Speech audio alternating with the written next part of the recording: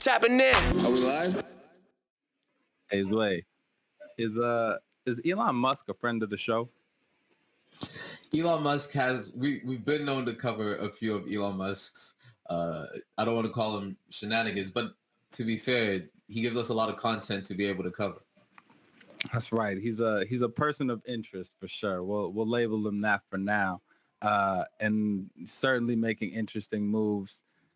Recent regulatory administrative hoopla. Some documents came out essentially that disclose, or that maybe Elon Musk wanted to disclose, $6 billion worth of Tesla shares that went to charity last year. Woo! That's a lot. 6 billion in Tesla shares, right? That is a lot. That is a lot. And if that number sounds familiar, right? I think we may have even talked about it on the show. It's because late last year, Elon Musk was talking mad spicy on Twitter, right? regarding food insecurity and being asked to, as a billionaire, contribute to food insecurity across the world. And he made a tweet essentially saying, right, that if somebody put forth a plan that disclosed how he could spend $6 billion to solve food insecurity, that he would willingly contribute that amount. Right? Definitely. And we remember when that story came out, it was a fun Twitter exchange where he pretty much just on Twitter was just like, listen, I got 6 billion right now to solve the problem. What you got? And there was a back and forth that was happening between the World Food Program and the leader of the World Food Program, who was saying essentially, hey, Musk, hit us up and we can talk. With Elon Musk responding, nah, put it in the links, put it out loud. I want to see this plan and make it make sense. And from that point, things kind of got a little bit quiet. So it would be a safe assumption to assume to some extent that this has something to do with that exchange to a certain extent. $5.5 billion, that's a lot of money to solve the problem. I'd be interested to really see what type of steps that looks like. Yeah, it'll be interesting to see the steps. And I was glad to see like the World Food Program respond with that extensive and detailed plan, right? Which doesn't surprise me. The folks that work at nonprofits are they're incredible people. They're ferocious and tenacious when it comes to the issues that they want to address and serve. So I imagine that many other programs too heard that Elon Musk maybe had some money out there to donate and offered up and outlined some programs, right, that could address food insecurity. But it's interesting. I don't know. Do we know for sure that that's what this money has been going to? As far as I saw, right, there was some tax documents that said he made a charitable contribution of $5.6 billion. But the World Food Program has said, maybe coyly, maybe they're just not releasing it yet, but they're saying they haven't received a check from Musk yet. They said, "Ooh, spicy." Well, I don't know. Maybe it's on the way. It certainly would seem to make sense and fit. But they said whether WFP receives any of Musk's $5.6 billion is yet to be seen. But they're excited to hear that he's engaged, right? So take that to me if you want to.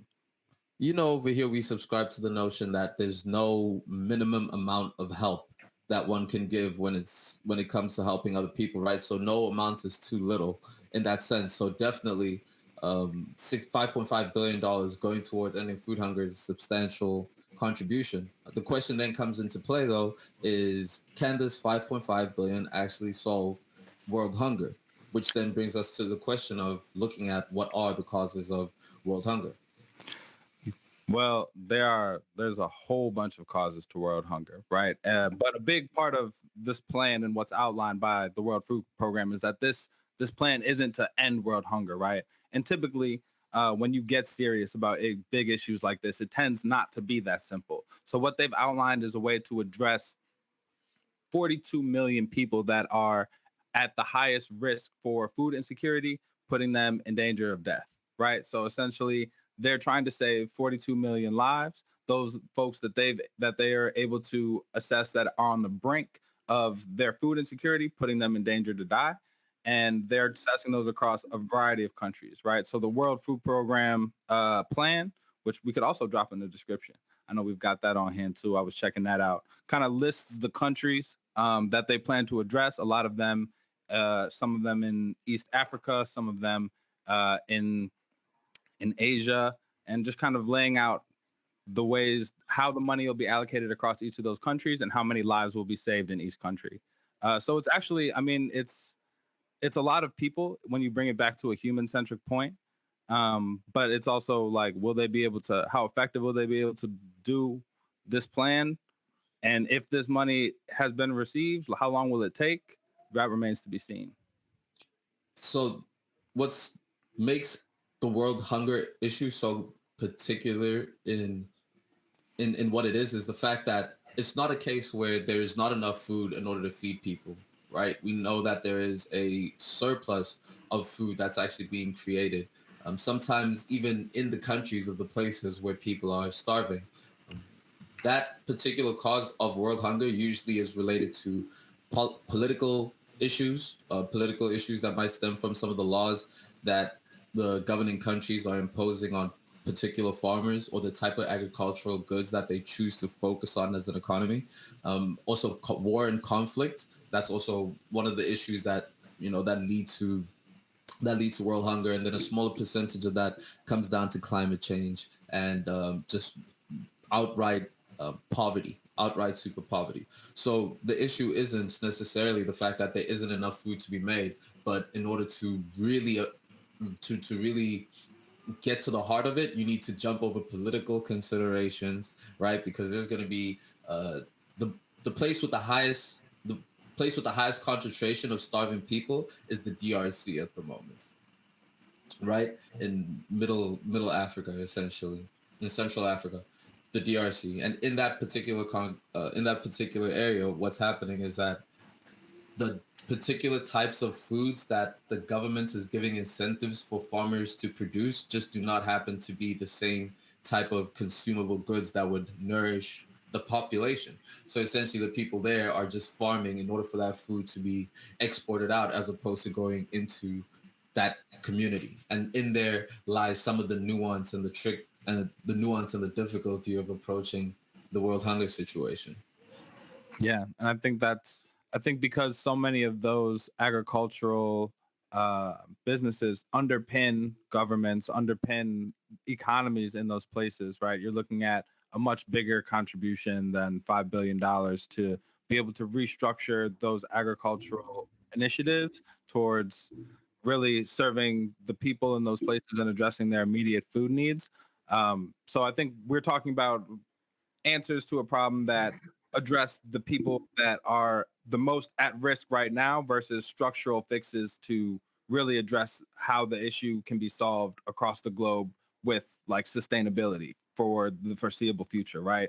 And so it's going to take, I don't know, maybe more billionaires. I don't know, maybe, but a greater focus on this issue to really get at the ways that countries and societies and entire economies are based on the agricultural practices you just described. I think the real lesson for me in this is that Twitter is real, man. So when this story first came out, I was looking at this like I was critical from the perspective of it didn't seem like um, there was I didn't seem genuine, right? The call to say, you know, $6 billion, you know, if you show it to me on this Twitter stream, his actual quote was like, if you can describe on this Twitter thread how exactly $6 billion will solve world hunger, I will sell Tesla stock right now and do it. And to me, that didn't seem like a genuine call for to address this problem. And in the fashion that a nonprofit should, right? The World Food Program created an entire outline, didn't respond in the Twitter thread. They posted this entire outline to the Twitter thread, and hopefully we're able to at least charge Musk to pay greater attention to this issue. To me, I'm left thinking Twitter is the real streets, right? Like I'm thinking this is billionaires playing with politicians, right? And this is not the arena for this to really be carried out, right? But that's where we're at now, right? And that's what Yeah. to me is that's both scary and also like I don't know, man. As we move into this new world where social media is reality, like we got to pay close attention to this. Like we're talking, like this entire story where it basically plays out in tweets, and that's new for me, for something that needs to be taken so seriously, considering how many people it could potentially help, right? And also how many people this, like, you jerking the chain of if you playing with those lives, right? If you really are just playing. So Yeah. this is an interesting story for that reason, I think. Even just looking at the World Food Program, they have 15,000 employees, right? So the World Food Program essentially is at its core a logistics company. It's a logistics organization that has a vast network with the ability to reach some pretty remote lands using their type of local network solution, right? So even in terms of even in terms of the 5.5 billion and what it means in the hands of the World Food Program, and this is also some of the criticism that they got, where people are just like, "Oh, it's going to be another Red Cross," which is something that people like to refer to a lot in terms of organizations that allegedly chow investment money, and they look at the World Food Program in the same way. Now, it would be particularly difficult to really take all these large organizations and break them down to their core and see how efficient they're being with the money that they're taking in. But it shouldn't be lost that these guys are still helping, right? These guys are actually still putting boots on the road where it matters, and they're trying to get to those remote places where people don't have food and provide that food to them. So it's always easy to look at these types of solutions and be like, yeah, but I bet you I bet you 2 billion of that is gonna, they're gonna spend 2 billion of that. But look, there might not be a perfect way to go forward in terms of how companies are put together, but definitely shout out to the people that are making the difference, like the World Food Program. Big facts, big facts. And keeping in mind that they say they haven't received a check yet, right? I hope so. Oh yeah, You know what I I'm hope they haven't made any orders. Yeah, but just like you said, they are in a position to carry this out in a way, logistically, that puts them right. Like if they didn't receive it from us, they need to receive it from somewhere, right? This type of money is kind of play money to them, right? This same 5.6 billion Tesla lost, or Elon Musk lost the same amount of money in Tesla stock when a Tesla crashed, right, last April. So, and on a good week in October, he made $13 billion just off the value of his stock. So $5.6 billion is not a lot of money for people like Elon Musk, for Bill Gates and them to throw around, right? So we need to continue to encourage this type of serious philanthropy, and these are the type of numbers we need to be keeping in consideration when we talk about these world problems like food insecurity, right? Like youth violence and gun violence, like gender-based violence, like housing insecurity. We talking billions, right? We talking bees, right? So let's talk bees then. We have some comments coming in through, man. And shout out to Funny for putting in the comments and being a part of this conversation. We encourage that to the highest extent. This is not a closed conversation. This is an open conversation. Big What people facts. saying is, how will the Guala break down in industry? Will it be assets to industries? These are very technical questions, man. Super, super technical things. Do you think charities need to be awarded funds by a grading scheme? Because too much Guala in one organization does run wild. Yes, sir. Yo, you want to take that first one? I'll take the second one right quick. Um, for sure, for sure. I mean, how will the money break down in industry? Will it be assets to industry? So again, when looking at the heart of the issue of global hunger, we're seeing that it's not a infrastructure issue.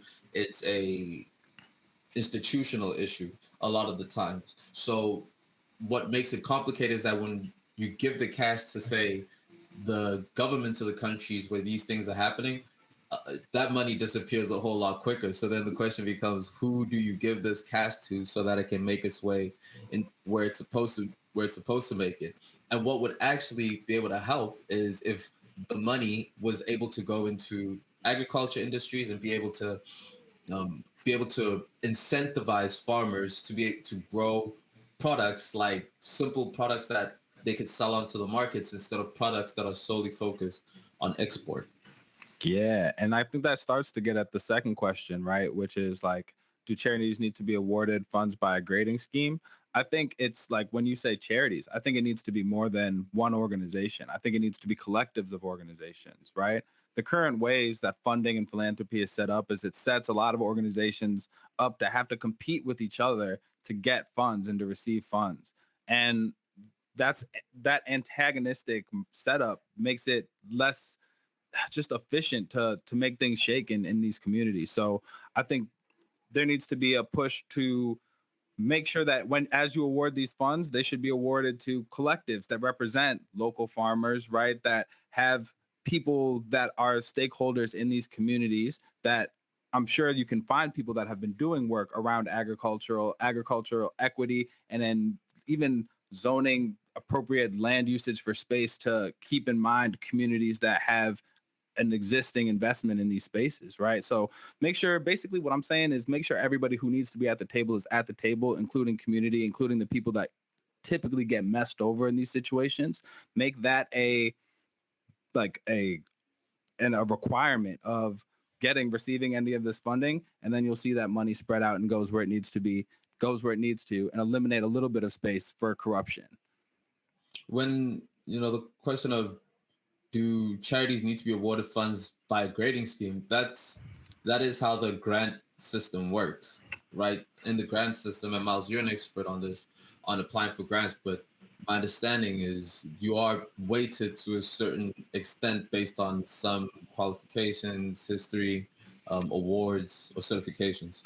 Absolutely. But also what needs to be mentioned is that is like equity of the ability to apply, right? So you have a lot of organizations, especially small group grassroots organizations that are doing incredible work, but really only have the capacity to do the work that they're doing and not to devote entire teams and staff members to applying to grants, right? Which is how you really receive like big amounts of money. There's a rigorous process, and unless you have the time and the money to and the human capital, the people with experience in writing grants to devote to this, it's very difficult to receive them. So of course there needs to be some type of criteria, but we also need to make sure that there's an ample amount of time, an ample amount of awareness, and an ample amount of resources, workshops to help folks, especially that have been doing this work, but maybe only the work and not the administrative, financial, have struggled with fundraising, give them access to the ability to build their capacity to receive these things as well. But yes, there definitely needs to be a strict criteria that includes how that money is going to be spent, who's at the table in this agreement, how there will be checks and balances to ensure that the priorities laid out in the application for the grant are actually carried out after the money is received.